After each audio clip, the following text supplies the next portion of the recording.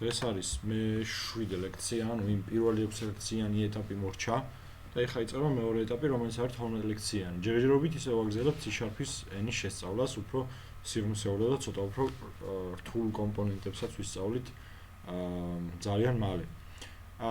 რაც შეეხება იმას, თუ ვინ გადავიდა მე შემდეგ ეტაპზე და ვინ გადავიდა და როგორ გადავიდნენ ის ვინც გადავიდა შემდეგ ეტაპზე, ესე იგი დღის ბოლომდე გაქვთ ვადა ბოლო დავალებისთვის, ასე რომ დღის ბოლომდე მოვიცდით, ნახოთ ვინ გამოაგზავნის დავალებას, როგორ დაწერს იმ დავალებას და დღის ბოლოს დავდებთ სიას ვინც გადავიდა შემდეგ ეტაპზე. ანუ ვისაც ექნება ორშაბათს დავდებთ სიას ვინც გადავიდა შემდეგ ეტაპზე.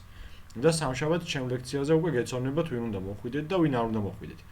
მაგრამ ანუ რაღაცა განსაკუთრებული შერჩევა არ იქნება და რაღაც სილამაზის კონკურსს ან რაღაც გამოცდას არ ჩავატარებთ, ანუ ვინც წერდა დავალებებს და ვინც მუშაობდა და ვინც არ იწერდა სხვისგან იმ სტუდენტებს, ანუ ვინც თავისი წერდა დავალებებს, იმ სტუდენტებს გადავიყვან შემდეგ ეტაპზე. რაც შეეხება დავალებებს, მე ვიწერები ხოლმე როგორ იცით, ანუ რა მინდოდა მოკლედ მე თქვა. დაფიქსირდა ძალიან ბევრი კოდის კოპიო, ანუ ერთ ადამიანს უწერია რაღაც კოდი რაღაც კონკრეტული ცვლადის სახელებით და კონკრეტული სტილით და ზუსტად იგივენაირად, ზუსტად იგივე ცვლადის სახელებით და ზუსტად იგივე სტილით უწერია სხვა ადამიანს. იგივე კოდი. რაც დიდი ალბათობით არის სხვისი ნამუშევრის ჩემთვის გამოგზავნა, ანუ შენ კი არ წერ რაც სხვის ნამუშევარს მიგზავნი. ამის გამო იმას ვინც გამოაგზავნა ერთნაირი კოდები, იმათ უფრო სწორად, ანუ რამდენიც არ უნდა იყვნენ, აი მაგალითად ეხლა დღევანდელ დავალებაში დაფიქსირდა ესეთი სამი შემთხვევა, ანუ ერთი კოდი მოკლედ ქონდა 3 ადამიანს გამოგზავნილი. არ ვიცი, სახელგვარები არ მახსოვს და არც მე არ ვიცი რომელი რეგიონებიდან იყვნენ. ანუ ეს პირველ 6 ლექციან ეტაპზე ეს რა თქმა უნდა იმდენად არ კონტროლდებოდა, რაღაც დიდი ქულა ამის გამო არ გაკლდებოდა და ასე შემდეგ, მაგრამ ამ 12 ლექციან ეტაპზე უკვე დავიწყებ ქულების დაკლებას. ანუ ეს რას ნიშნავს? თუ სიტყვაზე შენ დავალება გიწერია აბსოლუტურად სწორად, მაგრამ შეიმჩნევა ის, რომ ზუსტად შენნაირი კოდი უწერია კიდე 3-4 ადამიანს, ან თუნდაც ერთს, ვისაც უწერია ერთნაირი კოდები, იმათ დააკლებათ საშუალოდ 20 ან 30 ქულა. ანუ თუ შენ უნდა მიიღო 100 ქულა, როცა გეწერა 5-იანზე, ანუ კარგად ყველაფერი მუშაობდა, ერორი არ იყო და იმას აკეთებდა, რაც პირობაში ეწერა, მიიღებ 80 ან 70 ქულას, ან შეიძლება უფრო ნაკლებს გააჩნია კოდის სირთულეს. ამიტომ გთხოვთ, რომ დავალებები დაწეროთ თქვენით, არ გადაიწეროთ არავისგან, იმიტომ რომ ეს აბსოლუტურად არაფერს არ მოგცემთ და რომ იმუშაოთ თქვენით, მოძებნოთ ჯგუფში თუ რამე კითხვა გექნებათ, ან მომწეროთ მე, ან მოიწეროთ ჯგუფში და ასე შემდეგ. ეს არის ძალიან მნიშვნელოვანი იმისთვის, რომ თქვენ განვითარდეთ, ანუ ეს პროფესია არ გავს არც ერთ სხვა პროფესიას და ამ პროფესიაში და ამ პროგრამირებაში პირველ ყოვლისა მნიშვნელოვანია ის, რომ შენ მოაგროვო დიდი გამოცდილება, იმუშაო ბევრი, იმუშაო ის რაღაცებს, რაც არ გისწავლია და რაც გისწავლია და ამის შემდეგ შენ შეიძლება უკვე გამართული კარგი კოდის წერა. ეს რაც მინდოდა შესავალში მე თქვა, ადმინისტრაციულ საკითხებს რაც შეეხება. ჩვეულებრივ გაგრძელდება ისევ, ვინც მოკლედ ვერ გადალახავს შემდეგ ეტაპს პარმა კლასრუმში აღარ დავტოვოთ, ხო თუ დავტოვოთ? კლასრუმში ამას ჯგუფში იქნება. ხო, ანუ კლასრუმიდან ანუ გავაგდებთ კი არა, როგორ დავარქვა, ანუ ხო, ის მომხმარებელი მოკლედ წაიშლება კლასრუმიდან, ის სტუდენტი, რომელიც შემდეგ ეტაპზე ვერ გადავა, მაგრამ ჯგუფში ჩვეულებრივ დარჩება, ლექციების ყურებას ჩვეულებრივ გააგრძელებს და ასე შემდეგ. ანუ შეიძლება რომ ხო, თუ კითხვები ექნება შეუძლია ჯგუფში დაწეროს და ასე შემდეგ. ანუ რაღაც საერთოდ მოკლედ გარიყული არ იქნება იმ ხრივ, რომ საერთოდ აღარ უყუროს და უნდოდეს და ვერ ისწავლოს, ეგეთი შემთხვევა არ იქნება. ეხლა მოკლედ გადავიდეთ კონკრეტულად ლექციაზე, დღეს არის მეგობრებო მე-7 ლექცია. წინა ლექციაზე რა გავიარე, ეხლა უცებ იმას ავხსნი.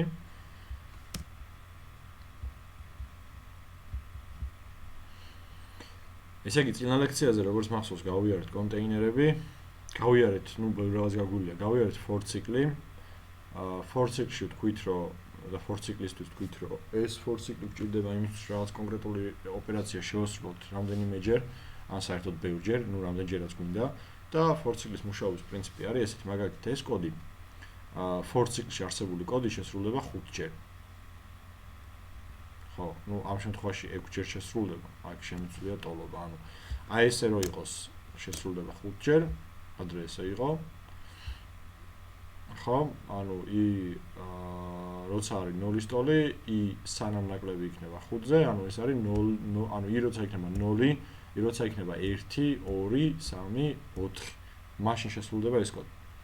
როცა გახდება 5, უკვე ნაკლებია 5-ზე, არ დააკმაყოფილებს for ციკლის პირობას და გამოვარდება კონსოლი პროგრამიდან, for ციკლიდან უკაცრავად და გააგრძელებს შემდეგ for ციკლის შემდეგ არსებული კოდის შესრულებას. ხოლო როცა ნაკლებიან ტოლია წერია 5-ზე, მაშინ 0-ზე, 1-ზე, 2-ზე, 3-ზე და 4-ზე ხო ისედაც სრულდებოდა, იმიტომ რომ ეს ყველა რიცხვი 5-ზე ნაკლები იყო. და ეხლა უკვე 5-ზეც შესრულდება და 5 როცა იქნება მაშინაც შევაშიგნით for ციკლში კომპილერი ვინაიდან და რადგანაც 5-5-ის ტოლი არის, ამ ერთ პირობასაც აკმაყოფილებს, ამიტომ უფრო მეჯერ შესრულდება ვიდრე წინაზე. ასე რომ შესრულდება 6-ჯერ. ამას მოდი ნუ გადააკვირდებით, ქვევით რამდენჯერ შესრულდება რო წერია. ეხლა რაც შეეხება ამ კოდს, ამ კოდში წერია რომ დაიწყე 1-დან და ადი 9-მდე კი არა 9-ის ჩათვლით. შესრულდება 1-ზე, 2-ზე, 3-ზე, 4-ზე, 5-ზე, 6-ზე, 7-ზე, 8-ზე და 9-ზე. შესრულდება ზუსტად 9-ჯერ. ხო, აქ რომ ეწეროს აქ რო არ მეწეროს ტოლობა, მაშინ შესრულდებოდა 8-ჯერ, იმიტომ რომ თვითონ როცა გახდებოდა 9, მაშინ კომპილერი შიგნით აღარ შევიდოდა, იმიტომ რომ ეს პირობა გამოვაგდებდა გარეთ. ეხლა რაც შეეხება უკვე for ციკლის მუშაობის პრინციპს, ხო, რო გავიხსენოთ უცებ, თავიდან ქმნიდით რაიმე ლოკალურ ცვლადს iterაციისთვის, ჩვენ შემთხვევაში ამას ვარ ქმნიდით ხოლმე იმიტომ რომ iteration-ის პირველი ასო არის. შემდეგ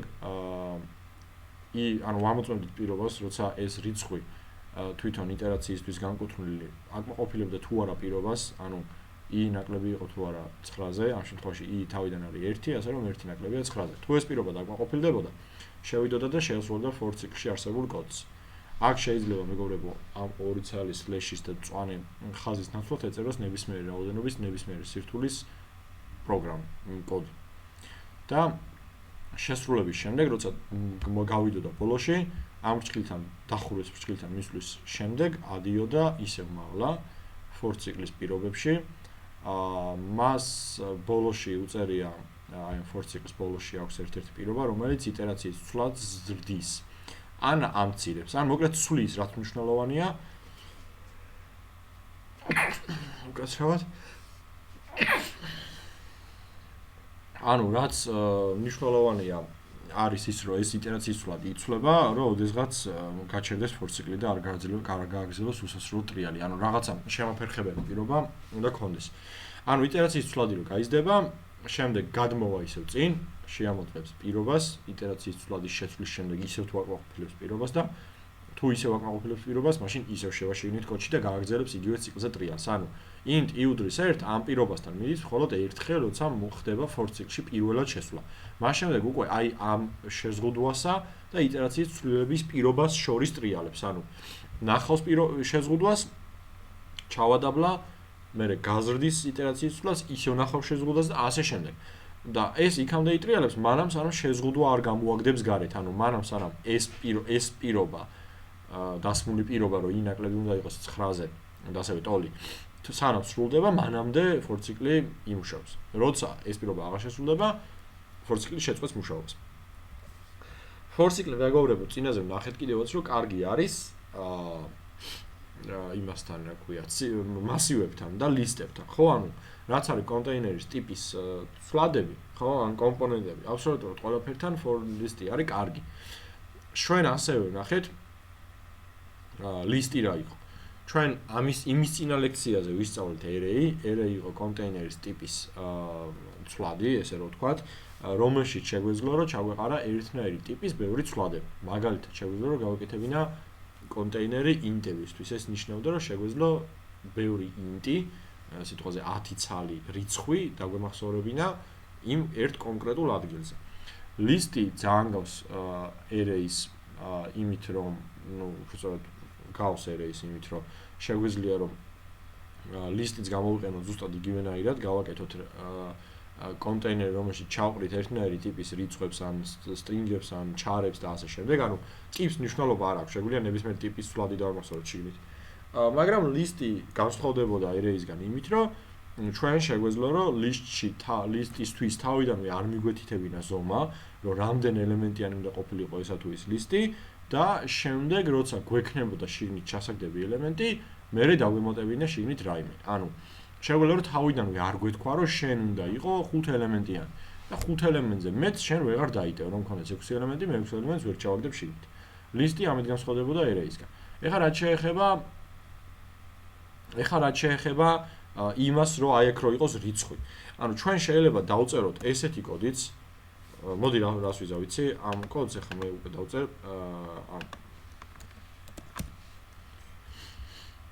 ეხლა ამას წავშლი რაც მეწერა წინა ლექციაზე, ხო? წინა ლექციაზე რაღაც რთული ის უწების რაოდენობას ვითვლით. ანუ მე რო დავწერო ესეთი კოდი, list int-ების ლისტი, რომლის სახელიც არის my-list-ი, უდრის new lists. ხო? ანუ ამ შემთხვევაში მე შევქმნი ლისტი int-ების, რომელსაც ქვია my-list-ი და რომელშიც ჯერჯერობით აბსოლუტურად არანაირი ელემენტი არ აგდია. ეს და როცა მე დავამატებ რაღაცა ელემენტს, კომპიუტერი, პროცესორი წავა იპოვის ცარიელ მეხსიერებას და იქ ჩააგდებს. ხო, რაღაც გამოყოფილი ერთ ადგილზე კონტეინერი, როგორც array იყო, ანუ array რითი განსხვავდებოდა ლისტისგან, იმით რომ შეგვეძლო რომ array-ისთვის თავიდანვე გვეთქვა ზომა, გვეთქვა რომ array იქნება 10 ელემენტიანი და უკვე კომპილერი როცა დაინახავდა რომ მე შევქმნი array, მოდი აი ზევით გავაკეთოთ ახლა array.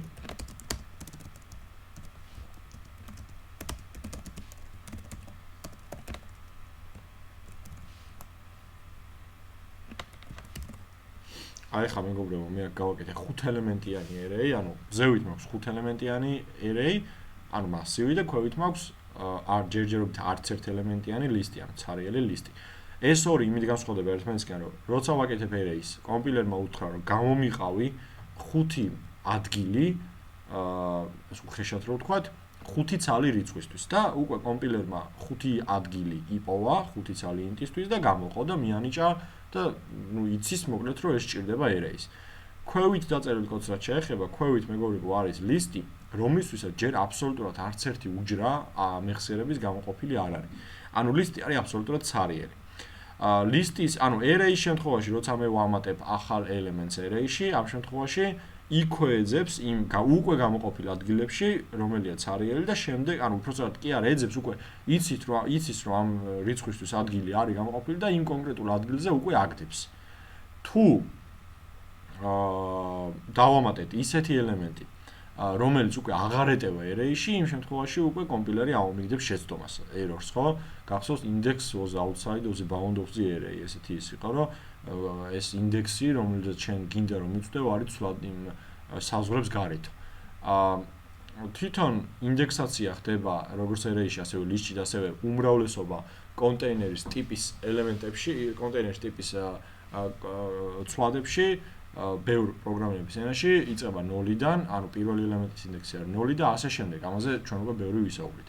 და კითხვა იყო ერთ-ერთი რომ შეგვიძლია თუ არა 1-დან დავიწყოთ და არა არ შეგვიძლია, ამას ჩვენ ვერ შევცვლით, იწყება 0-დან და გრძელდება შემდეგ იქამდე, უბრალოდ ზომას -1-მდე, ანუ თუ არა 5 ელემენტიანი, ბოლო ელემენტის ინდექსი არის 4. ანუ ჩვენ თუ მოგვინდება რომ ჩავწეროთ რიცხვი ინდექსზე 7 array-ის შემთხვევაში, ჩვენ ამას ვერ ვიზავთ, იმიტომ რომ მასივი იყო 5 ელემენტიანი და ინდექსზე 7, ანუ ინდექსად 7-ზე მე აბსოლუტურად არაფერი არ მაქვს, ხო?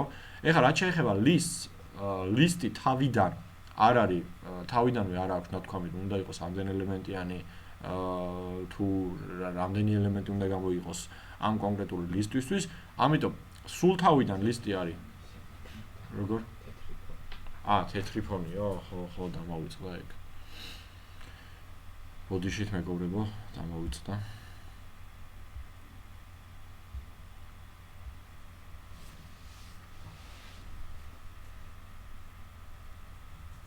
გავათეთრ. ხო, ანუ და ლისტის შემთხვევაში, ესე იგი, არ არის თავიდანვე გამოყოფილი რამდენი ელემენტიანი უნდა იყოს ეს ლისტი და ჩვენ თავიდან გვაქვს აბსოლუტურად ცარიელი ლისტი, უბრალოდ კომპილერმა იცის, რომ თუ მე მომინდება ამ ლისტში ადგილის ისა რაიმე კონკრეტული რიცხვის დამატება, ეს მისთვის არ იქნება პრობლემა და პროცესი არის შემდეგნაირი. როცა მე ვეტყვი, რომ my list-ში ჩამიგდე რიცხვი 2, ამ შემთხვევაში კომპილერი ადგება წავა მეხსიერებაში იპოვის ცარიელ უჯრას და იქ ჩაგდებს ამ რიცხვს. ანუ ჩვენ კარგავთ ანუ ჩაგდება რეალურად ელემენტის list-ში ამ შემთხვევაში არის ცოტა უფრო შრომატევადი პროცესორისთვის, ხო? ანუ ამ შემთხვევაში ჩვენ კარგავთ რაღაც რაოდენობის რესურსს და რაღაც რაოდენობის დროს, მაგრამ ძალიან მინიმალურს, იმიტომ რომ დიდი სხვაობა მომხმარებლის კუთხით არ არის ჩვენი მომხმარებლის კუთხით არ არის, იმიტომ რომ გვაქვს ძალიან ძლიერი პროცესორები, გვაქვს ძალიან ძლიერი რესურსის მქონე მყარი დისკი და ასე შემდეგ. ანუ ეს პრობლემა ჩვენთვის შესამჩნევი არ არის და საერთოდ პრობლემა ჩვენთვის ეს არც არის. მაგრამ ეხა ამით რისი თქმა მინდოდა, ჩვენ შეგვიძლია რომ list თავიდანვე უთხრათ რომ list-იც იყოს 5 ელემენტიანი. მაგრამ მეგობრებო, ეს აბსოლუტურად არაფერს არ ცვლის გარდა იმისა, რომ უბრალოდ ჩემმა კომპილერმა თავიდანვე იცის, რომ მე ამისთვის დამჭირდება 5 ელემენტი და უბრალოდ პოულობს იმ 5 ელემენტს, იმ 5 ელემენტისთვის ადგილს და არეზერვებს. ანუ შიგნით აბსოლუტურად კი stop recording, stop, ხო, კი ვიცი. ანუ შიგნით აბსოლუტურად არაფერს არ წერს, ანუ არ წერს არც ნოლებს, არც ერთებს და ასე შემდეგ, უბრალოდ არეზერვებს ამ ადგილებს. ეხლა რომ ნახოთ, ანუ რას აკეთებს. რეალურად ნახეთ, მოდი აბა შევამოწმოთ array-ის პირველივე ელემენტი. ან მოდი მეორე ელემენტი. და ვნახოთ რა წერია array-ის მეორე ელემენტში, როცა array არის აბსოლუტურად ცარიელი და array არის 5 ელემენტიანი. როგორც ხედავთ, მასში არის ჩაგდებული რიცხვი 0. ანუ ამან რა ქნა 5 ადგილი გამოყო და შიგნით ჩაწერა ნოლები. ეხლა შევხედოთ, მოდი რა წერია array-ის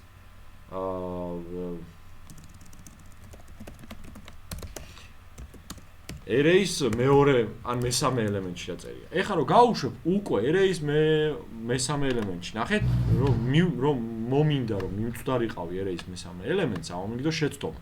და მითხრა რომ ეს ინდექსიო ჩემ list-შიო, array-ის კი არა და list-ი უნდა მეთქვა. ეს ინდექსიო ჩემ list-შიო საერთოდ არ არსებობს, ანუ ეს ნიშნავს იმას, რომ ამან უბრალოდ ის უჯრები, რომელშიც შემდეგ უნდა ჩაყალოს რიცხვები, დაარეზერვა და შიგნით აბსოლუტურად არაფერი არ ჩაუყრია, არაფერი არ მიუნიჭებია. ეხლა მე რომ მოვინდომო რომ დავბეჭდო array-ის list-ის უკაცრავად ზომა და მოდი ზევით დავბეჭდოთ ამ array-ის ზომა, რომელიც ზევით მაქვს შექმნილი. ანუ ხედავთ რომ array-ის ზომად ვიჩვენებს 5-ს, იმიტომ რომ რეალურად 5 ელემენტიანია და უკვე გამზადებული აქვს და უკვე შიგნით რაღაც უყრია, list-ის ზომად მიჩვენებს 0-ს იმის გათვალისწინებით პლუს რომ ზევით მე აქ მაინც მიწერია რომ ეს list-ი იყოს 5 ელემენტიანიო. ანუ ეს 5 რეალურად არ ნიშნავს ელემენტების რაოდენობას. ეს ნიშნავს უკვე წინასწარ დასარეზერვებელი უჯრების რაოდენობას. ეს list ეხმარება იმაში, რომ თუ მე list-ში დავამატებ ელემენტს, ხარჯავს უფრო ნაკლებ რესურსს ახალი ადგილის ძებნაზე, იმიტომ რომ ის ახალი ადგილი უკვე მოძებნილი აქვს, შიგნით არაფერი არ უყრია და როცა მოუნდება ძალიან მარტივად რაღაც კონკრეტულ ადგილში ისევ ჩააგდებს რაღაცა ელემენტს. ესე იგი, ჩვენთვის, როცა თავიდანვე არ ვიცით რამდენი ელემენტი გვინდა რომ დავმახსოვროთ list-ში თუ array-ში, თქვენ თვითონ მიხვდებით, რომ უმჯობესია გამოვიყენოთ list-ი. თუ ვიცით თავიდანვე რამდენი ელემენტი გვინდა დავმახსოვროთ list-ში, მაგრამ შეიძლება შემდეგ ელემენტები დაგვემატოს, ამიტომ შეგიძლიათ რომ თავიდანვე list-ს უთხრათ, რომ მე სავარაუდოდ მექნება 5 ელემენტი. მაგრამ ეს 5 არ ზღუდავს, ეს რიცხვი 5 არ ზღუდავს იმას, რომ მე ამ list-ში მქონდეს 6 ელემენტი. ანუ არანაირი პრობლემა არაა list-ში, რამდენ ელემენტსაც მინდა, იმას დავამატებ. უბრალოდ ეს 5 ნიშნავს, რომ თავიდანვე არის დარეზერვებული 5 ელემენტი, 5 უჯრა 5 ელემენტისთვის. ანუ დიდი სხვაობა არ არის მომხმარებლის კუთხით და დეველოპერის კუთხით, უბრალოდ სხვაობა არის პროცესორულ დონეზე, რომელიც ხშირად არის უგულვებელყოფილი ხოლმე, რომ იმდენად ძლიერი პროცესორები გვაქვს და იმდენად ძლიერი კომპიუტერი გვაქვს, რომ მასეთი პატარა გაუმჯობესებები დიდი არაფერი ცვლება, მოკლედ მასეთ პატარა გაუმჯობესებებს არ მოაქვს. ეს რაც შეეხება list-ს. list-ში დამატება ხდება edit და მოკლედ სიაში ზომის გაგება ხდება count-ით. list-ი იგივე სია არის ამ შემთხვევაში ვთქვათ, ქართულად ქვია სია. ეს ყველაფერი ჩვენ ეხლა უკვე გავიარეთ და ბოლოში იყო ლისტის და ერეის შედარება, რაც უკვე ვთქვი. ეხლა მეგობრებო, უნდა გადავიდეთ ახალ ლექციაზე. ახალი ლექცია შეეხება try-catch-ს, randoms და მე მგონი მეთოდებსაც, მაგრამ ვნახოთ რამდენად მოვაწევთ მეთოდების ახსნასაც. ეხლა რაც შეეხება პირველი ეტაპი რაც არის, ეს არის შემთხვევითი რიცხვი. ესე იგი, რა არის შემთხვევითი რიცხვი? შემთხვევითი რიცხვი არის პირდაპირ გაგებით რო გაიგოთ შემთხვევითი რიცხვი, რომელიც არის თავიდანვე რა რიცხვია და შესაძლოა ნებისმიერი ის რიცხვი მოგცეს კოდმა რაღაც კონკრეტულ შუალედში, ან რაღაც კონკრეტულ შუალედში შეგვიძლია მივცეთ, რომ აქედან აქამდე რაღაცა მოგვეცი შემთხვევითი რიცხვი და ეს არის მართლა აბსოლუტურად შემთხვევითი რიცხვი, ანუ ნიშნავს იმას, რომ არ ვიცი წინასწარ რა რიცხვი იქნება. ამ შემთხვევით რიცხვებს ხომ ხშირად ხმარობენ თამაშებში, თამაშთა თეორიაში, აზარტულ თამაშებში, როგორიც არის კაზინო, პოკერი და ასე შემდეგ, როდესაც უნდათ რომ რაღაცა კონკრეტული რიცხვი დააგენერონ შემთხვევით და ეს ნიშნავს იმას, რომ არავინ არ იცის რა რიცხვი დაგენერირდება. შემთხვევითი რიცხვის გენერაცია ხდება ესე. ანუ წერთ ესეთ კოდს, ვაკეთებთ random, ანუ random ტიპის რაღაცა ობიექტს ვქნით, აი SM random rnd უდრის new random. ეს rnd არის მეგობრებო ამ random ტიპის ობიექტის სახელი. ანუ ამ ობიექტი რა არის, random-ი რა არის, რატო წერთ ესე, ამას ცოტა მოგვიანებით მივხვდებით, მაგრამ ეხლა უბრალოდ დაიმახსოვრეთ, რომ random-ის სინტაქსი არის ესეთი. შემდეგ ვაკეთებთ ეს რაღაცას. თუ გვინდა დავაგენერიროთ random რიცხვი, ანუ შემთხვევითი რიცხვი რაღაც კონკრეტულ შუალედში, ვაკეთებთ ამისთვის შესაბამის ცვლად, სადაც უნდა ჩავწეროთ შემდეგ ის შემთხვევითი რიცხვი, სიტყვაზე ამას დავარქვით number-ი და აქ ვეუბნებით, რომ დამიგენერირე შემთხვევითი რიცხვი 0-დან 100-მდე შუალედში. ანუ თუ გადაცემთ მხოლოდ და მხოლოდ ერთ რიცხვს, ეს ნიშნავს, რომ 0-დან იმ რიცხვამდე დააგენერირებს და ეს ნიშნავს იმას, რომ 0, 1, 2, 3 და ასე შემდეგ და ბოლო რიცხვი იქნება 99. ანუ 0-დან 99-ის ჩათვლით შეიძლება ეხლა გაშვების დროს ამოვარდეს ნებისმიერი რიცხვი. არ ვიცი წინასწარ რა. და ეხლა რო ვკითხოთ, ვერც თქვენ ვერ გამოიცნობთ. აი, ეხლა დააგენერირე 33. ეხლა კიდე რო გავუშვებ 91, კიდე რო გავუშვებ 70, კიდე რო გავუშვებ 16 და ასე შემდეგ. ანუ ვერ გამოვიცნობ ვერანაირად, ერთ-ერთი რაც შემიძლია გავარტყა რა რიცხვი იქნება და რაღაც თქვა. იყოს 19, ეხლა რო გავუშვებ შეიძლება იყოს 19, რა არის 19, 85-ია.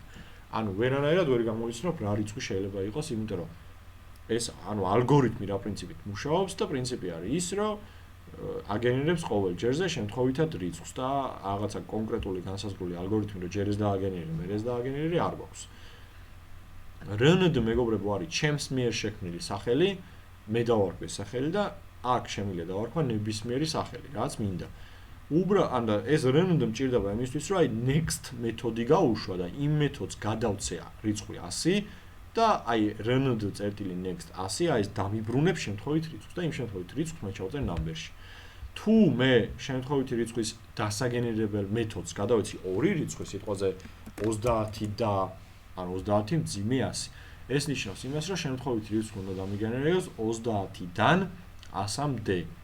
ანუ 30-დან 99-ის ჩათვლით. ეხლა რო გავუშვა, უკვე ცოტა საზღვრები შემცირდა, ანუ 30-დან 99-ის ჩათვლით მიგენერებს, ანუ 100-მდე და არ იქნება არავითარ შემთხვევაში 30-ზე ნაკლები და 99-ზე მეტი. შემთხვევითი რიცხვები მეგობრებო, კარგი იქნება იმისთვის, რომ ჩვენ მოხმარებელი, ანუ რეალურად ძალიან ისეთი გამოსაყენებელია, ანუ რეალურად აუცილებელი რაღაცაა, რომ იცოდეთ, მაგალითად, რომ გააკეთოთ web გვერდი, სადაც ყოველ დღე მოხმარებელი რო შევა, შემთხვევითი პრინციპით ამოუგდებს რაღაც ანეკდოტს.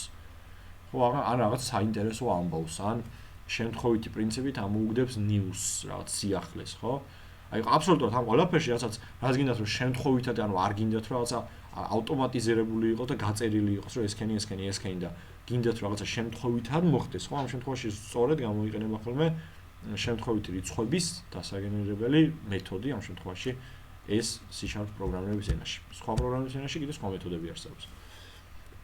მაგრამ ის მეთოდებიც თუ არის შემთხვევითი რიცხვის დასაგენერებელი მეთოდი, ის მეთოდიც აბსოლუტურად იგივენაირად მუშაობს, ანუ არ ვიცით რა იქნება დაგენერებული რიცხვი. ეხლა მოდი ესეთი მაგალითი გავაკეთოთ. მე მოსწავლში და ეს რაღაცას გეტყვით. ანუ გავაკეთოთ ლისტი 10 ელემენტიანი, ანუ ინტების.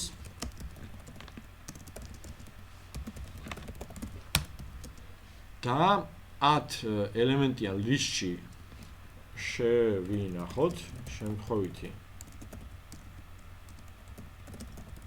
რიცხვები 10-დან 110-მდე შუალედიდან და შემდეგ დავითვალოთ ლუწი რიცხვების ჯამი. ახლა პირობა კარგად გაიაზრეთ თქვენ.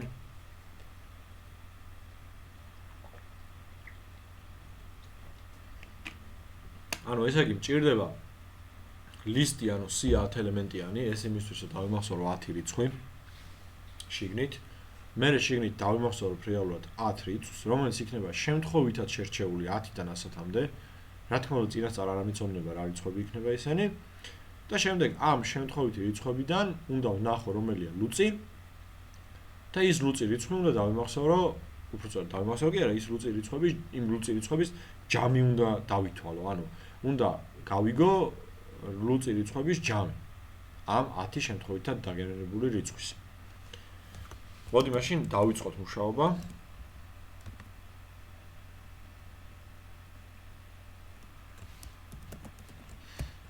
ანუ ვაკეთებ ლისტს.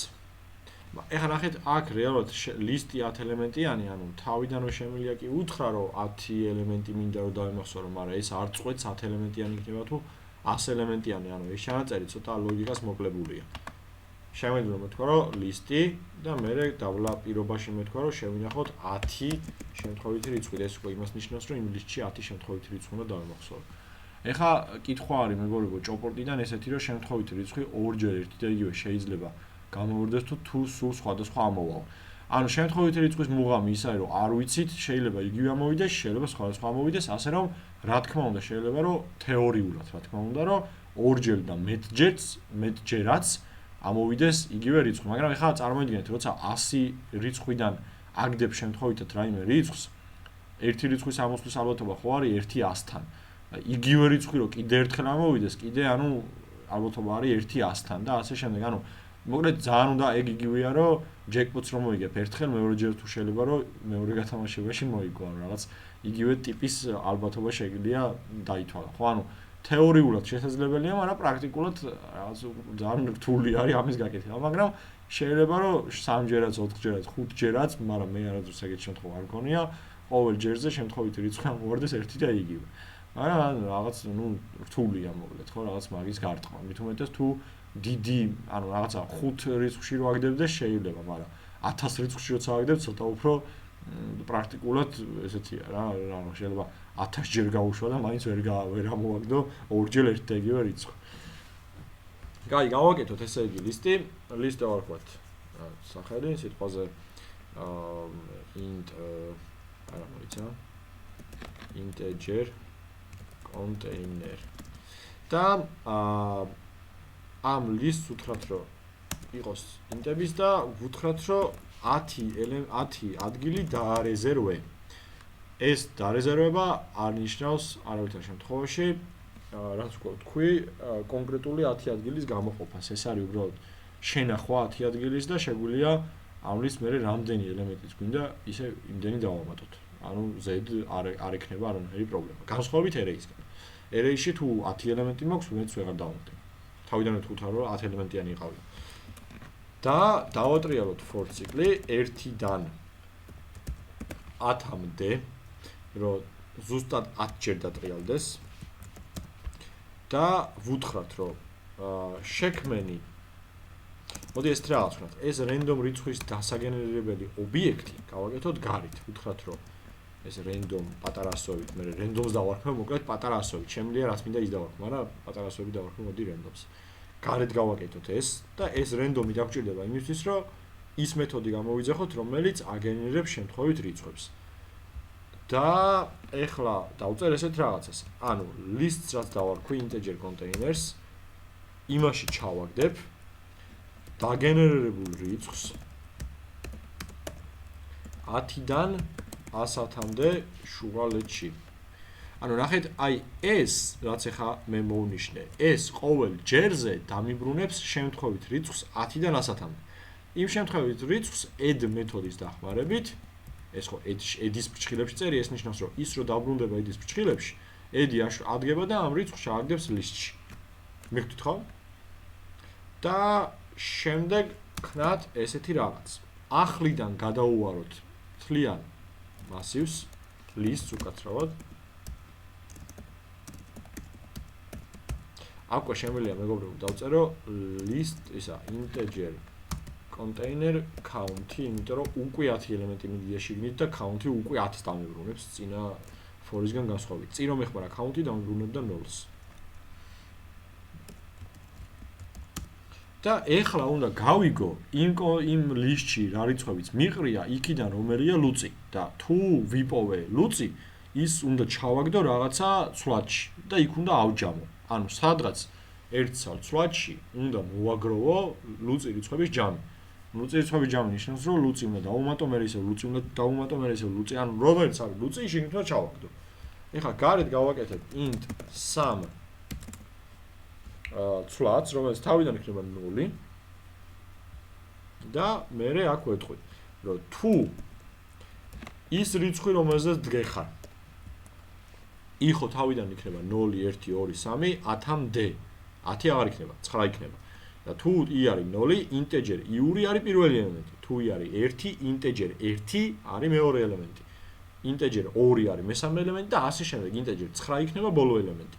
ეხლა ვამოწმებ ის ელემენტი, რომელზეც ვარ ეხლა ამ კონკრეტულ მომენტში, არის თუ არა ლუწი. ანუ ნაშთიანი გაყოფის შედეგად 2-ზე გვაძლევს თუ არა ჯამში არა და ნაშთში 0-ს. თუ ეს ელემენტი არის ლუწი, მაშინ, ანუ if-ით ვამოწმებ ამას, 3-ში ჩააგდე ეს ელემენტი.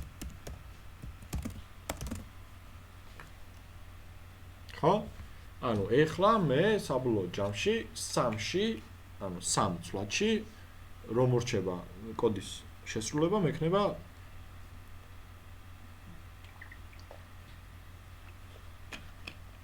მექნება ლუწი რიცხვების ჯამი. მე ავდგები და აი მეორე for-ის შემდეგ დაუბეჭდავ ლუწი რიცხვების ჯამს, ანუ იმ ცვლადს.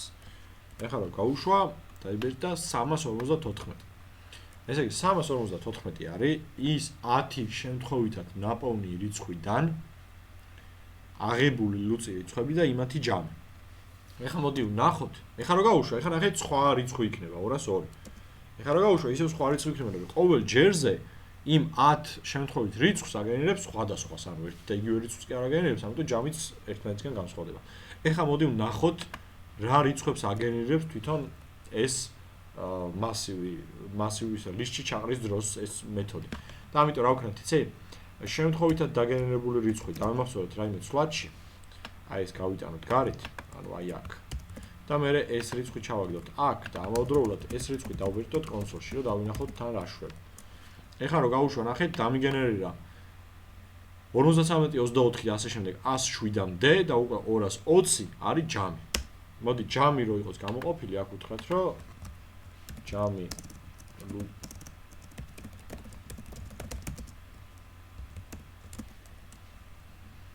აი ესეთი რაღაც გავაკეთოთ. ესე იგი, ჩამოვყრი იმ რიცხვებს და მე ვეთქვი, რომ ლუწების ჯამი არის 78.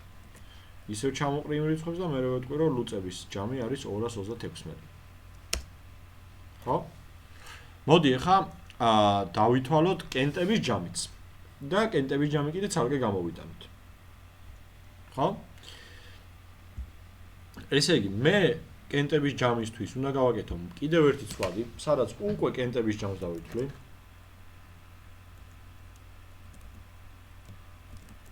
od არის კენტი ინგლისურად.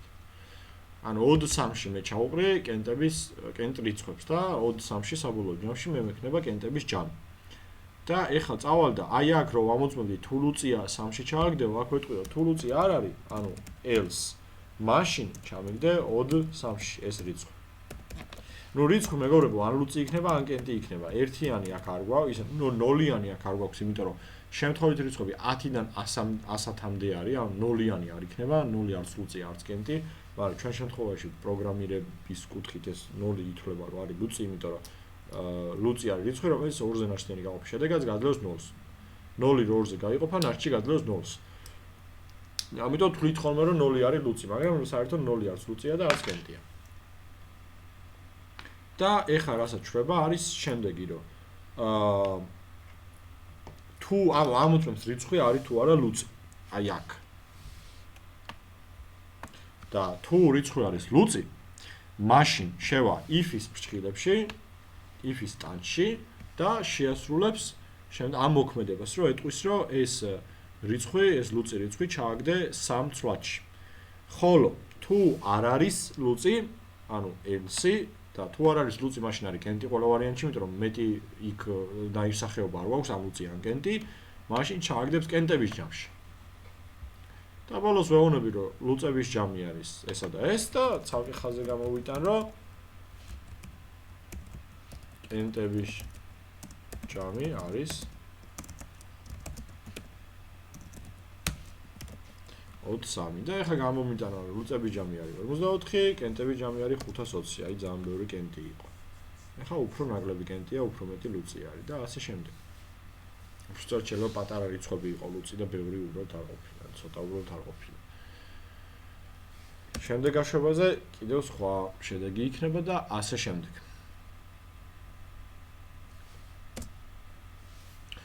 ეხლა ჩვენ მოდი გავაკეთოთ ესეთი რაღაც. ავიღოთ რაიმე ქალაქების array. ჯერ კითხვას დაგიცავთ. აი ეხლა რა ამოცანაც გავაკეთეთ, ვინმესთვის რამე მაინც თუ იყო, ოდნავ მაინც გაუგებარი. ანუ აი ოდნავ მაინც კითხვა თუ გაგიჩნდათ, რომ აი ესე რატო ხდება, ეს კითხვა რომ დასვათ Skype-ში, რომ მოიწეროთ და მე ეხლა მოდი ამ კოდს არ წავშლი, ჯერჯერობით ამ კოდს დავაკომენტარებ. ახალი პროგრამის პირობას ჩამოვწერ და შემდეგ და თან თუ მოგვიწია რომ ამ კოდს დაუბრუნდებით, ეხლა თუ ვინმეს რაიმე კითხვა მაინც გექნებათ. აი ცოტა მაინც თუ რაღაცა ვერ გაიგეთ, ან გაიგეთ, მაგრამ კითხვა გაქვს, თქვით, რომ ვით რომ ყველაფერს ნათელი მოუფინოთ. ეხლა გადავიდეთ შემდეგ პროგრამაზე. შემდეგი პროგრამა არის, ავიღოთ მოდი რაღაცა ქალაქების სახელწოდებები, ანუ სიტყვაზე 4, 5 იყოს მოდი. რეგიონის სახელი და აქედან შემთხვევით ავიღოთ თქო სიტყვაზე რაღაცა რეგიონებიდან უნდა გამოვავლინოთ შემთხვევით გამარჯვებული.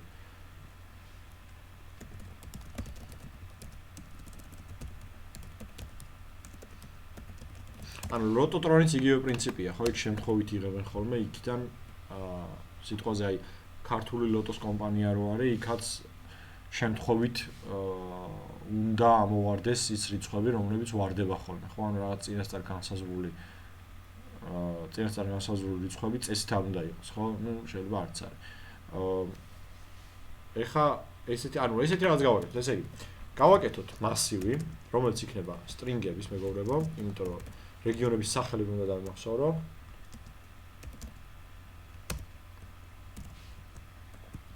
იქნება 5 ელემენტიანი და მოდი მე თვითონ შევიტან ამ 5 ან არა, მოდი მე თვითონ არ შევიტან.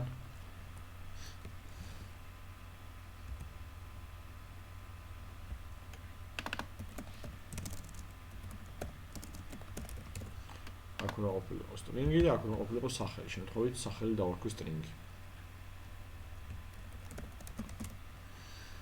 და თავიდანვე შევიტან ქალაქების სახელწოდებებს. პირველი იყოს თბილისი, მერე იყოს ჩოგორტი, მერე იყოს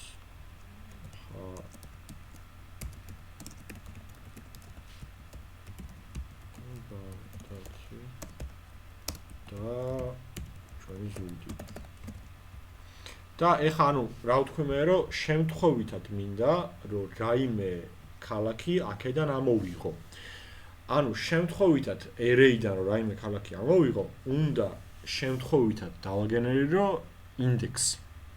იმ ქალაქის და მე ავდები და ნახავ იმ ინდექსზე. ანუ რაღაცა რიცხვი უნდა დავაგენერო, რომელიც იქნება შემთხვევითად ამ რეგიონის ინდექსი, რეგიონის area-ის ინდექსი და იმ ინდექსზე უნდა მივიდე და ვნახო შიგნით რა წერია. ეს იქნება შემთხვევითად ამოღებული რიცხვი. ისა რიცხვი რა იყო და string-ი. ანუ შემთხვევითად ამოღებული ქალაქი. ეხლა ამ შემთხვევითი რიცხვის შევქმნი იმ შემთხვევითი რიცხვების დასაგენებელ ობიექტს, რაც უკვე წინაზე მე მაღლა გავაკეთე. ამას მოდი დავარქმევ რაიმე სხვა სახის. ნუ ან რენდერს დავარქმევ, მოდი სტანდარტულად ესე ვარქმევ ხოლმე სულ შეჩვეული ვარ. და ესეთი რაღაც ვქოთ. int random index დავარქვათ და ამ random index-ში დავამახსოვროთ შემთხვევითი რიცხვი. ეხა შუალედი მოვიფიქროთ, მოდი ერთად რა შუალედან უნდა დავაგენერო. მოკლედ შემთხვევითი რიცხვი უეჭველი უნდა იყოს ან 0, ან 1, ან 2, ან 3, ან 4. ანუ ეს შემთხვევითი რიცხვი უნდა იყოს ის რიცხვი, რომლის შესაბამისი ინდექსიც ამ რეგიონ მასივში მე მაქვს. ეხლა შემთხვევითი რიცხვი იყოს 17, ანუ ეს რაში მაწყობს, ხო? იმ 17 ინდექსზე არაფერი არ მიწერია და ვერაფერს ვერ ამოვიღებ, ხო? ისა array-დან. ამიტომ შემთხვევითი რიცხვის merging-ი და range-ი უпростоრად, ხო? აი საზღვრები და უნდა იყოს 0-დან 5-მდე. მაგრამ ესე პირდაპირ ვარ ჩავწეროთ 0 და 5. ნუ 0 ვიცით რომ 0-დან უეჭველი, იმიტომ რომ მასივთან გვაქვს შეხება და მოდი აქ ჩავწეროთ აი ამ მასივის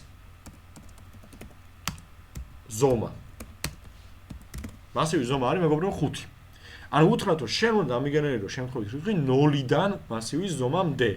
მასივის ზომამდე ნიშნავს რომ მასივის ზომა თვითონ შიგნით არ შედის. ანუ ეს მასივის ზომა რახან არის 5, იქნება 0, 1, 2, 3, ან 4. 5 უკვე აღარ იქნება. და მე ავდგეთ და console write-line-ით გამოვიტანოთ რომ გამარჯვებული. აქ არის და აქ უთხრათ რომ გამომიტანე რეგიონებიდან ქალაქი, რომელიც დგავს შემთხვევითად დაგენერირებულ ინდექსზე. ანუ რეგიონს და მე random index რო გადავცემ, ეს ნიშნავს რომ ის რო იპოვა შემთხვევითად რაღაცა ინდექსი, ის 0-დან 5-მდე ერთ-ერთი რიცხვი, იმ რიცხვზე რაც დგას, მოდი ის ამოვიდე და ვნახოთ ახლა რომელი ქალაქი გაიმარჯვებს. გაიმარჯვა ხარაგაულმა.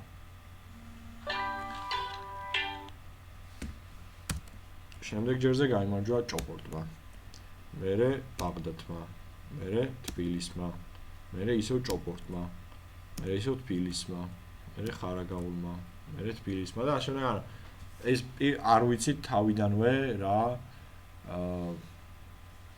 რა რიცხვები ამოვა, ხო? რიცხვები კი არა, რა რიცხვი ამოვა და შესაბამისად რა ქალაქი იქნება ამოსული. მოდი ახლა ესე ვქნათ. მე დაველოდები თქვენგან კითხვებს დროებით, ანუ ეს თემა რო დავხუროთ, ეს შემთხვევით რიცხვის თემა და თუ არ გექნებათ კითხვები, მაშინ მე გადავალ მე შემდეგ თემაზე, რასაც ქვია მეთოდი. ამიტომ ეხლა დაგელოდებით, რომ დამისვათ კითხვები შემთხვევითი რიცხვის თემაზე. მე როგორც შევატყე ან წინა კოდთან დაკავშირებით კითხვები არ გაჩენილა, ამიტომ ამ კოდს აქედან წავშლი, რომ ადგილი გამოვიყენო სხვანაირად და ამ კოდს დავტოვებ და თუ რაიმე კითხვა გაქვთ შემთხვევითი რიცხვებთან დაკავშირებით, კუხილი იყო?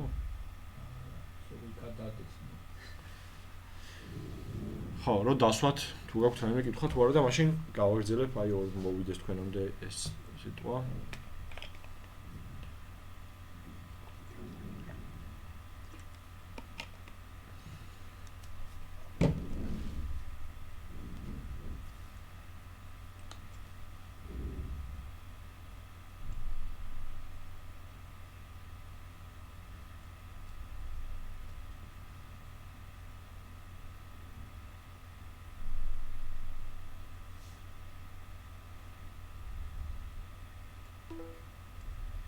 ჩვენთან არ არის კითხვებიო მოიწერა ჭოპორტმა. სხვაგან რამე კითხვა ხო არ არის, მეგობრებო, თუ კითხვები არ იქნება ხოლმე, მოიწერეთ ხოლმე რომ კითხვები არ გაქვთ თქვენ რეგიონში და უფრო მალე გადავალთ ხოლმე, გავაგრძელებთ ხოლმე ახსნას, ხო? რომ დრო რო არ დავხარჯოთ. ჩვენთანაც არ არისო. ეს იყო ბაღდადი. ну კაი, ზუგდიდს ეთყობა რომ კითხვები არ აქვთ. და ხარაგაულში ერთი სტუდენტია და ალბათ არც იმას არ აქვს კითხვები. კარგი, მაშინ გავაგრძელებთ. შემდეგი თემა შეეხება მეგობრებო შეცდომების კონვერტაციას. კარგად დავხსნი უფრო რა. ესე იგი, რა მოხდებოდა? მოდი ჯერ გავიხსენოთ საერთოდ რას ვაკეთებდით ხოლმე. ესე იგი, ჩვენ ვაკეთებდით ესეთ რაღაცას, როცა გვინდოდა რომ int ტიპის რიცხვში დაგვემახსოვრებინა int ტიპის ფლატში უკაცრავად დაგვემახსოვრებინა მომხმარებლის მიერ შემოტანილი რაიმე რიცხვი. ანუ, როდესაც ჩვენ შემოგქონდა რაღაცა რიცხვი და გვინდოდა რომ ამ რიცხვზე შემდეგ ჩაგვეტარებინა მათემატიკური ოპერაცია, აუცილებელი იყო რომ ეს რიცხვი გადაგვეკონვერტირებინა რიცხვად და ისე ჩაგვეტარებინა მასზე მათემატიკური ოპერაცია, ხო? ანუ რას გულისხმობ? რას გულისხმობ ეხლა მე ამით? ანუ, აი ესეთი ჩანაწერი როცა გვინდოდა გავგეკეთებინა მაგალითად როცა რაღაცა რიცხვი შემოგქონდა კონსოლიდან და გვინდოდა რომ ამ რიცხვზე მიგვემატებინა რიცხვი 2 და ჯამი გამოგვეტანა. ამ შემთხვევაში ვაკეთებთ ეს რაღაცას. შემოტანილი ტექსტი, ესე უხეშად რო ვთქვათ, კონსოლიდან ვცდილობდით რომ გადაგვეყვანა რიცხვში, ანუ int-ში და დაგვემახსოვრებინა input-ში. და შემდეგ ვცდილობდით რომ უბრალოდ ვცდილობდით რა კოდი წერია რომ ამ input-ს უნდა დავუმატოთ 2. ანუ მე თუ შევიტანე რიცხვი 5, გამოვა რიცხვი 7. მაგრამ მე თუ ამ შემოტანილ ტექსტს ან რიცხვს რაც იქნება არ ხმჩნობა არ გადავაკონვერტირებ, მაშინ მე ვერ შევძლებ რომ შემოტანილი ინფორმაცია დავიმახსოვრო int ტიპის ფლატში, იმიტომ რომ შემოტანილი ინფორმაცია default-ად იყო ხოლმე string-ი, ეს გახსოვთ. ანუ აქ რომ მე დავწერო string input-ი და გავუშვა, ეხლა კოდი შესრულდება, ანუ იქნება ეს რაღაც. აქ თუ მე დავწერე 3-იანი, შევიტანე 3-იანი, მაშინ გამოვა 32, იმიტომ რომ ეს 3 იყო როგორც ტექსტი, არ იყო როგორც რიცხვი, იმიტომ რომ მე ეს 3-იანი არ გადამიყვანია რიცხვში. მაგრამ ეხლა თუ გახსოვთ და თუ გქონიათ შემთხვევა, მაინტერესებს რა მოხდებოდა თუ მე ისევ გადავიყვანდი int-ში და დავიმახსოვრებდი int-ში და შევიყვანდი რიცხვს და ყველაფერი რიგზეა, 5 შევიყვან, 7 გამოვა, 2 შევიყვან, 4 გამოვა, მაგრამ მე რო შემოყვანა ტექსტი, რა მოხდებოდა, როცა ეცდებოდა ჩემი კომპილერი ამ ტექსტის გადაყვანას რიცხვში. ესე იგი, როცა მე ვეცდებოდი, რომ შემოყვანა რიცხვი და ის რიცხვი გადაიყვანა რიცხვში, მაშინ პრობლემა არ ქონდა, ყველაფერს წარმატებით აკეთებდა, როგორც უნდა გააკეთებინა ისე და თუ მე ახლა შევიტან ტექსტს რიცხვის მაგივრად და კომპილერი ეცდება რომ ეს ტექსტი გადაიყვანოს რიცხვში, ამოვარდება მეგობრებო შეცდომა, რომელიც არა მარტო ამ ერორის screen-ს ამოგვიგდებს და გვეტყვის რომ მოხდა შეცდომა აქა და აქ და ამის გამო, არამედ მეგობრებო მთლიანად შეწყვეტს ჩვენი პროგრამის მუშაობას, ანუ ჩვენი პროგრამა აბსოლუტურად გაჩერდება, ხო? ანუ ესეთი შეცდომა რომ ამოგვიგდოს მომხმარებლებს არის საშინელება. ეხლა რატო? ერთი რომ პროგრამა ჩერდება, მეორე იმიტომ რომ ზევით აი აქ არის მოცემული ჩვენი კოდის დეტალური ინფორმაცია, ჩვენი შეცდომის დეტალური ინფორმაცია. ანუ აი ეგ წერია რომ სად მოხდა შეცდომა, რა შეცდომა მოხდა, რატომ მოხდა შეცდომა და კონკრეტული ფაილი და ხაზია მითითებული კოდის რომელ ხაზზე მოხდა შეცდომა, რომელ ფაილში. რაც არის ძალიან ცუდი, იმიტომ რომ ეს ინფორმაცია არის ძალიან სენსიტიური და შეიძლება ჩვენთვის არასასურველმა ადამიანმა გამოიყენოს ჩვენ საწინააღმდეგოდ, ხო? ამიტომ ჩვენ თუ შევძლებთ იმას, რომ მომხმარებელს ესეთი სახის შეცდომები არ გამოუჩინოთ და არც კოდმა არ შეწყვეტოს მუშაობა, იქნება ძალიან კარგი. ეხლა აქ რაც წერია არის ის, რომ input string was not in a correct format. ანუ ეს ნიშნავს იმას, რომ ის string-ი, რომელიც გვინდოდა რომ გადაგვეყვანა int-ში, არ იყოს სწორ ფორმატში. ამიტომ მოდი ახლა დავწეროთ ჩვენ უფრო სწორად ნახოთ ჩვენ ესეთი რაღაც. ესე იგი, ამ კითხვაზე პასუხი გავეცვით, რა მოხდებოდა რომ ტექსტი გვეცადა რომ გადაგვეყვანა int-შიო და მოხდებოდა შეცდომა. ჩვენ შეგვიძლია ეხლა რომ ესეთი შეცდომები მეგობრებო თავიდან ავირიდოთ, ანუ თავიდანვე განვსაზღვროთ, რომ შეიძლება მოხდეს ესეთი შეცდომა და ამ შეცდომისთვის შენ იყავი მზად და თუ მოხდება ეს შეცდომა, მაშინ შენ მოიქეცი ეს. ეხლა გაჩვენებთ ამას როგორ ხდება საერთოდ ესეთი რაღაც. ანუ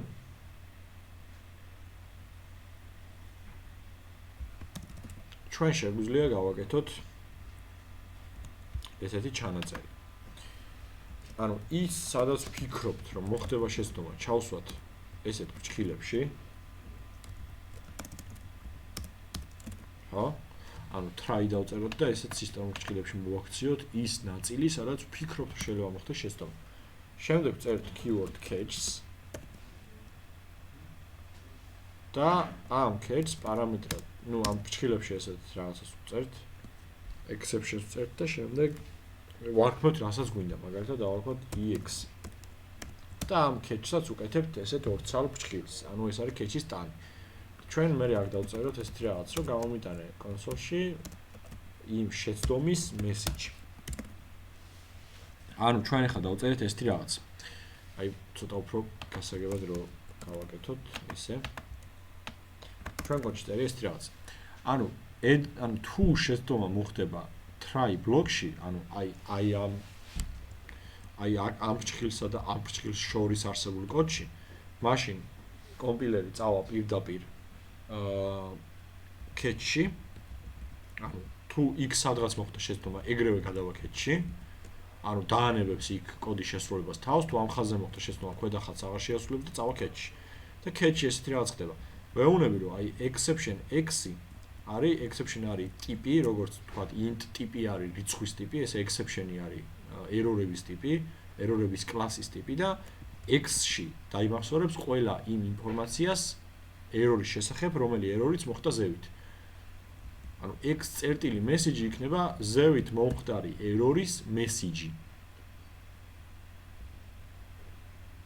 აი ხრო გავუშვათ, მოდი ვნახოთ საერთოდ რა მოხდება. ანუ გავუშვებ და შევიტან რიცხვ 2-ს. და გამოვა რიცხვი 4. რატომ? იმიტომ რომ catch-ი საერთოდ არც კი ჩავა, ის კონსოლიდან არც კი შესრულება, იმიტომ რომ მე რომ 2-ს შევიტან, 2-ს ეს წარმატებით გადავაკონვერტირებს int-ში, დაიმახსოვრეს input-ში და მე 2-ს დავამატებს 2-ს. ანუ არანაირი პრობლემა ამას არ ექნება. ხო? იმიტომ რომ შეცდომა საერთოდ არ მოხდება, იმიტომ რომ ყველაფერი რიგზეა. მაგრამ მე თუ შევიტანე რაიმე ტექსტი, დავაწექი enter-ს, მაშინ console write line inputs plus 2 არ შესრულება, ვინაიდან და რადგანაც აი ამ ხაზზე მოხდება შეცდომა.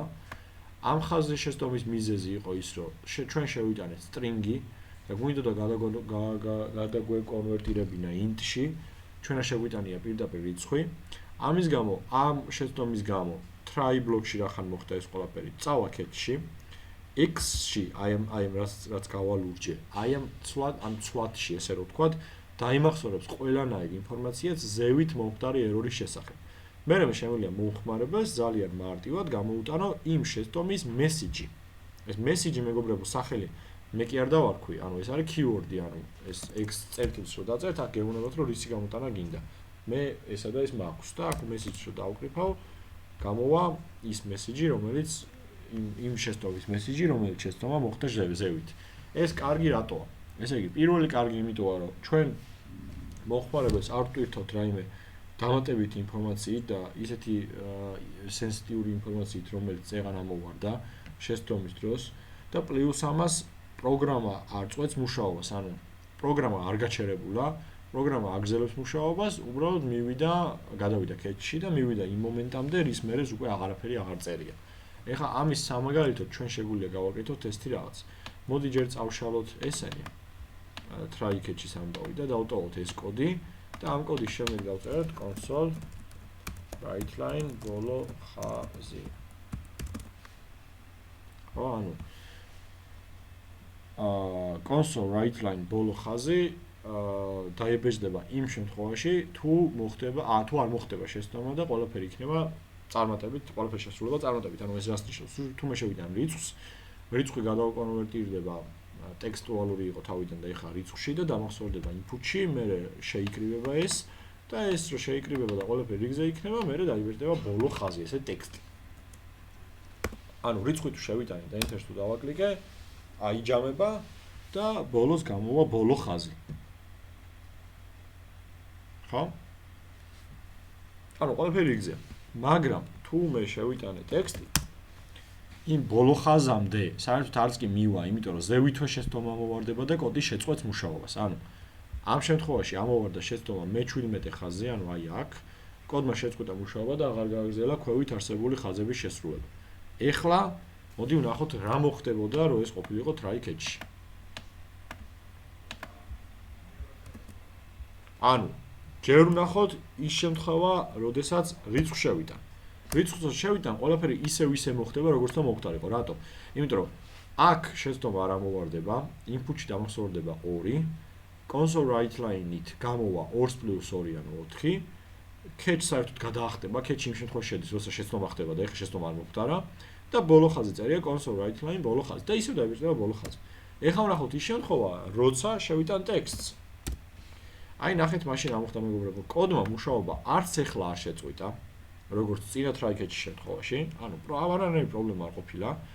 უბრალოდ ნახეთ, მე შევიტანე ტექსტი და აი აქ რომ მოხდა შეცდომა int input და ასე შემდეგ მე-17 ხაზზე, ამის გამო კომპილერი წავიდა პირდაპირ catch-ში, ანუ console write line input+2 არ შეასრულა, იმიტომ რომ ამის თავზე შეცდომიანი კოდი იყო, წავიდა პირდაპირ catch-ში, აქ დახვდა console write line x.message, ეს ნიშნავს, რომ დაბეჭდე ზევით მოხდარი შეცდომის message, ხო?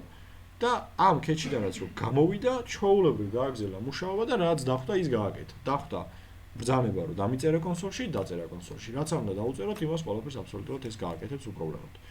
ასე რომ try catch-ი არის კარგი იმ შემთხვევებში, როცა წინასწარ იცი, რომ რაღაც ტიპის შეცდომა შეიძლება მოხდეს და ამ შეცდომისგან იზღობ თავს. ეხლა მოდი ვნახოთ try catch-ის სხვა ვარიანტი. მაგალითად, როცა მაქვს 2 ცალიში რიცხვი, რომელიც მოხმარებელს შემოაქვს კონსოლიდან,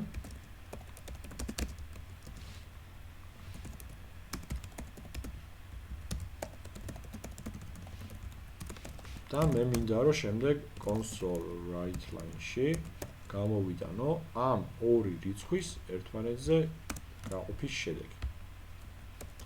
input-ი რომ გავყო input 2-ზე, ეს მინდა რომ დაიბეჭდეს კონსოლში. ეხლა მე თუ შევიტანე რიცხვი 4 და რიცხვი 2, პრობლემა არ არის. 4 შევიტანე, 2 შევიტანე, 4 გაყო 2-ზე და დამებეჭდა 2. მერე catch-ი არ შევიდა, იმიტომ რომ error-ი არ მოხდა და გააგრძელა მუშაობა, დაინახა ბოლო ხაზი, დაბეჭდა ბოლო ხაზი. ეხლა რა მოხდება, თუ მე შევიტან რაიმე ტექსტს, ანუ მოდი რიცხვს, რაიმე ტექსტს. ისევ ის რაც წერა. აი, ეხლა უკვე აი ამ ხაზზე, მე-18 ხაზზე მოხდება შეცდომა, ამიტომ ამას უგულვებელ ყოფს, ამას გადაახტება, იმიტომ რომ აქ შეცდომა მოხდა, ეგრევე catch-ში წავა, დაბეჭდავს შეცდომას და დაწერს console write line ბოლო ხაზი. და ეხლა კიდევ ერთი ვარიანტი განვიხილოთ, როცა შევიტან რიცხვს და შევიტან მეორე რიცხვს 0-ს. როგორც თქვენ უკვე იცით, რიცხვის 0-ზე გაყოფა არ შეიძლება, ამიტომ წესით უნდა მოხდარიყო შეცდომა. მაგრამ ეხლა შეცდომა არ ამოვარდება ისე, როგორც უნდა ამოვარდნილიყო, მოხდა ესეთი რაღაც. აქ შევიტანე 4, აქ შევიტანე 0, 4-ის გაყოფა შეეცადა 0-ზე, რაც იქნებოდა შეცდომა ჩვენ შემთხვევაში, როცა თუ არ გვექნებოდა try catch-ი. ეხლაც მეგობრებო დაფიქსირდა შეცდომა, ამიტომ წავიდა პირდაპირ catch-ში და დაგვიწერა x.message, ანუ დაგვიწერა შეცდომის message. და შეცდომის message იყო, რომ იყო მცდელობა, რომ რიცხვი გაყოფილიყო 0-ზე. ხო? ანუ კოდმა მუშაობა არ შეწყვიტა, უბრალოდ კოდმა გააგრძელა მუშაობა ლამაზად გამოტანის შეცდომის message-ის ლამაზად გამოტანის შემდეგ. ეხლა მოდი ვნახოთ ესეთი ვარიანტი, აქ დავაბეჭდნოთ результат ისა შეცდომის კოდი, ეს h result-ი არის. ეგ ეხლა არაფერი არ მოხდა, თუ 4-ს გავყოფთ 0-ზე, მაშინ შეცდომის კოდი არის აი ეს. ხო, და ესეთი რაღაც ვქნათ. აქ უთხრათ, რომ თუ ამ შეცდომის კოდი იყო ესა და ეს, მაშინ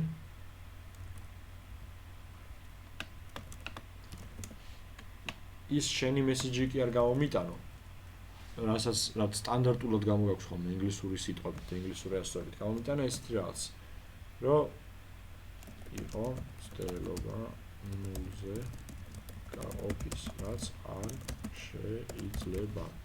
ანუ ნახეთ, მე ვამოწმებ შეცდომის კოდს და ამით ხვდები რომელი შეცდომაა და რომელი შეცდომაც არის, იმის შესაბამისი ჩემისეული ვარიანტი, ანუ ჩემი ტექსტი გამომაქვს, ხო?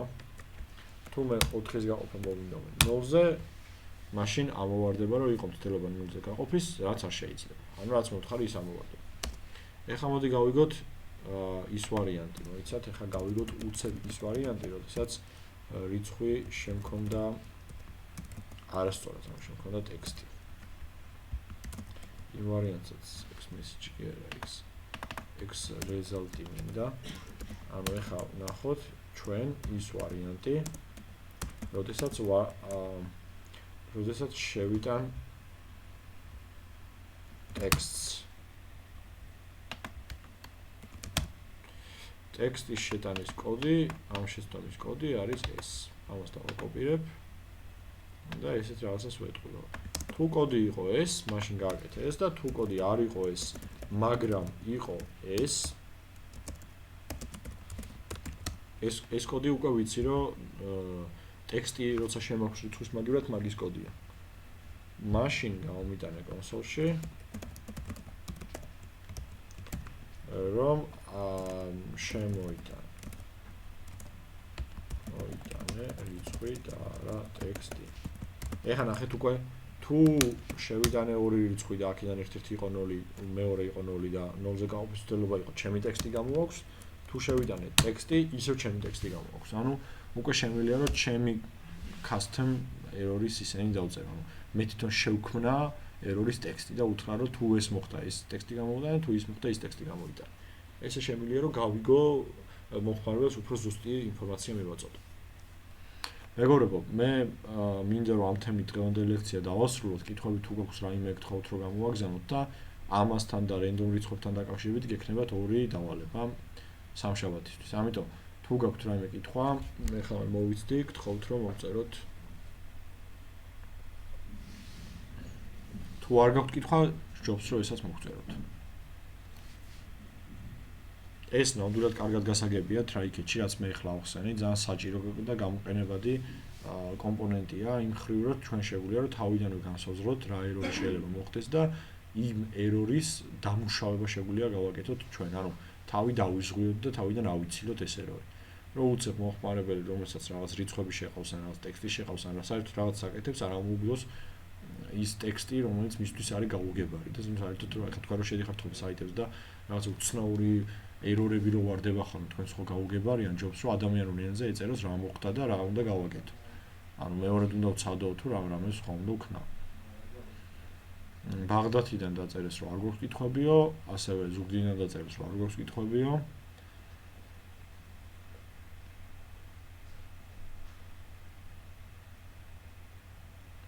არც ხარაგაულში არ არის.